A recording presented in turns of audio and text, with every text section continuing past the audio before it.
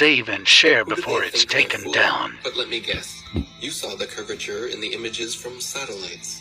The thousands of magical orbiting aluminum tin cans floating in space. It's all animation and games until one comes crashing down on your squad.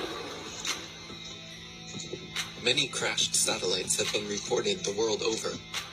And the one thing they all have in common is giant helium balloons attached to them. Of course, satellite technology is real. We get our weather information, communication equipment, and even some internet service from them. Look up Google Loon, for example. It's not that they wouldn't use the magical floating satellites if they could. It's that they don't physically exist, nor does the globe.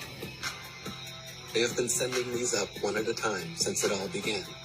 I will allow them to explain it. And he got a patent on that in 1950. And those early balloons were so large, they didn't have any way to launch them, except they actually launched them from aircraft carriers. Modern scientific ballooning was born.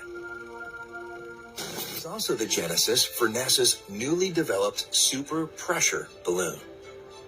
The reason for super pressure ballooning is they have absolutely stable altitude, day, night, and it doesn't matter how cold the atmosphere is. They are sealed. So your shape is always the same. You always displace the same amount of air, and therefore you have the same amount of buoyancy all the time.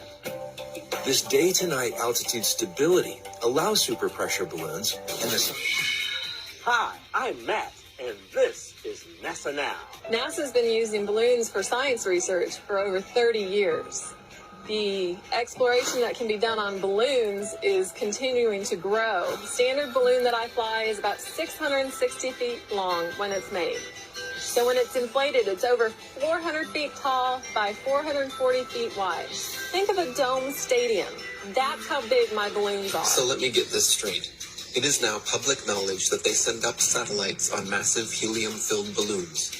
As you should know, NASA is the largest consumer of helium in the world, for obvious reasons.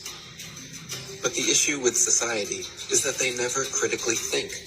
Just think for a second here. If these are sent up to provide the world with all of the important information we need, and I'm sure the entire process is expensive and difficult to accomplish,